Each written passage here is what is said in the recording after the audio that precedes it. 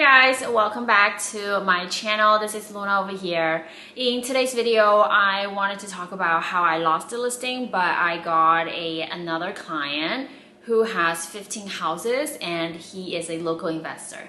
So I think in this business, definitely we have to emphasize how important it is to have the right mindset.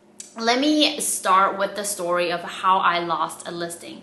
So this particular client that I've been talking to for almost 3 years, initially contacted him in 2019. We've had a phone call. He told me that he currently has a duplex. He's living on the second unit of the duplex and he's renting out downstairs. And he's been thinking about selling, but family issue, he's gonna wait for a little bit. So I've been calling him pretty much like every 6 months just to keep in the loop, see where he is. So as we talk on the phone couple times, and he told me about some personal stuff of why he's not selling just yet. So I put the most recent note on there that he's gonna reach out to me before Thanksgiving, which he did. He called me on a Sunday. He said, "Hey Luna, I was wondering if you could come over and take a look at the house the next following week." And we set up a listing appointment. I showed up on time. You know, we had a great appointment. On the phone, I remember when I was talking to him, I checked out the general condition of the property. I also wanted to ask him like how much you're thinking about selling. And at that time, he told me that he was thinking about selling around $350,000. So keep that in mind. When I did my CMA, in my opinion, as a realtor, I think the fair market value is right around 355 to 360. More so 355. So when we went to the listing appointment, my suggestion was you should really do 349 because that just puts you on the slot between 300 and 350. You will get more exposure. That way I can start a bidding war. Ultimately, I'll get you a higher offer price. But he was more set on kind of putting an offer for higher price. So I was like, no problem. You know, there's very low inventory, especially with these like big size duplex. Why don't we do 369? So we kind of agreed on the price and I give him the pen. I thought that was an easy appointment because it was such a long time follow-up that we had the trust already built with each other. But he was hesitant of signing and then he said, can I just read it through the contract and kind of think about it?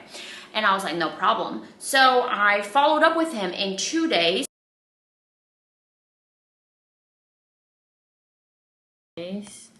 So I just got a text back from my prospect, a seller that I went to for the listing appointment like 2 days ago. He just texted me. He said, "Hey Luna, thanks for the follow-up and I'm going in another direction." I knew it. Like I knew it from the moment that he didn't sign right on the spot. I knew there's something wrong.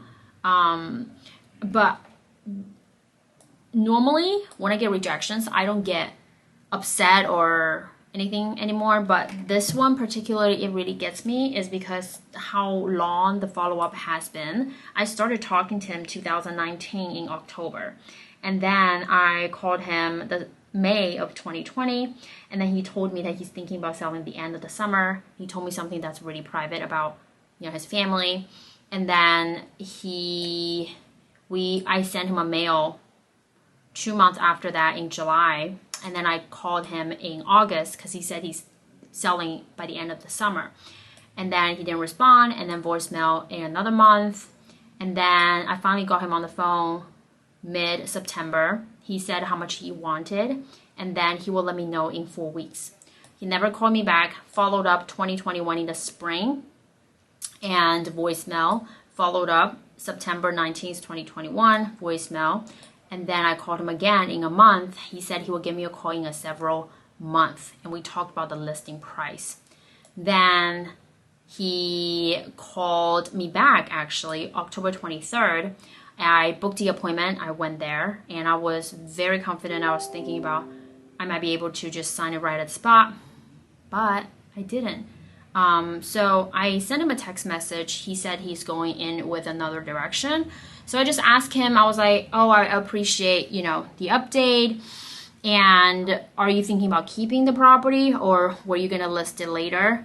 or are you going with another agent? I'm not sure if he's gonna text me back, but if he does, let's say he mentioned I'm gonna go with another agent. If that's the case, then I'm gonna kind of push him, be like, hey, was there something that I did during the listing appointment? Because I want to figure out why. Like, and I said, hey, just left you a voicemail wondering if I could schedule a few showings this weekend, and do you have any question about the contract? And he said, hey Luna, thanks for the follow-up, but I'm going to go in another direction. And I immediately texted him back and I said, sure thing, thanks for letting me know. Were you thinking about keeping the property or decided to sell it later or go with another agent, question mark. And then he texted me back in an hour. He said, I'm gonna go with another agent who originally sold me the property. And then I just couldn't understand why. I had such a great listing appointment. I was very professional. So I went on public record and I checked out the agent that sold him the property 12 years ago. And I find like her recent sales and the track record that she has. I have almost 4 times of the listing that I did in the past 12 months compared to hers. She is not that much of an active agent, but I didn't want to tell my seller, like, I don't want to bashing on the other agent. So I didn't say anything, but I just text my seller. I said, hey, it would be great for me to get some feedbacks from my listing presentation. When you get a chance, please give me a call. But he never did. Now, this is what happened. After 3 weeks, I checked on the multiple listing service and the property was listed at a price of $3,799. So you know the problem there? It's not really me as an agent. There's something that I did that was wrong. I think it's because my seller has an extreme high expectation of how much he wanted to price the house. He wanted to price almost $25,000 to $30,000 over how much the house is worth. And he chose to go with an agent that kind of just let him do whatever. That's why I lost the listing. I mean, knowing the fact that he actually went with the agent, not because the agent quality, more so because the agent that just let him do whatever, makes me feel so much better. So this gets better. After 2 weeks, on the 3rd week, I just been doing normally what I normally do, prospecting, working every day. I pretty much kind of forgot about this whole thing. But I got a phone call from one of the sellers that received my Just Sold cards. And then he asked me if I could stop by at one of his property that he's flipping.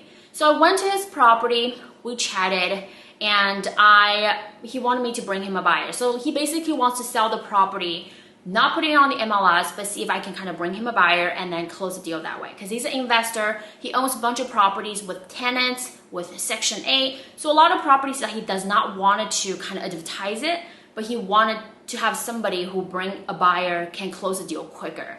And then, you know, with that one particular connection, I was able to pretty much close on the 3 houses that he has as an investment property in the past, like, I would say the past 1 week.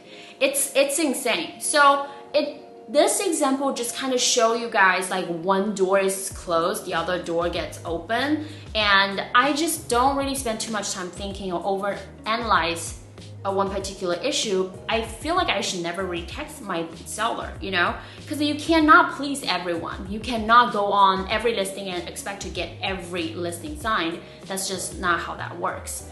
So mindset is definitely very important. And at the end of the video, I wanted to do the 3 tips that I listed here for you guys.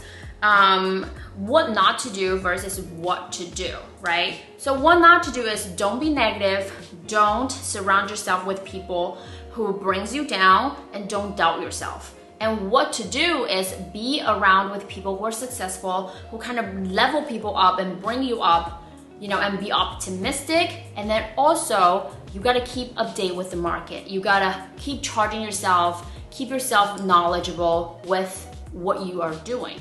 So I hope you guys enjoyed today's video. Thank you so much for watching. This is Luna over here. I'll talk to you guys in the next one. Bye.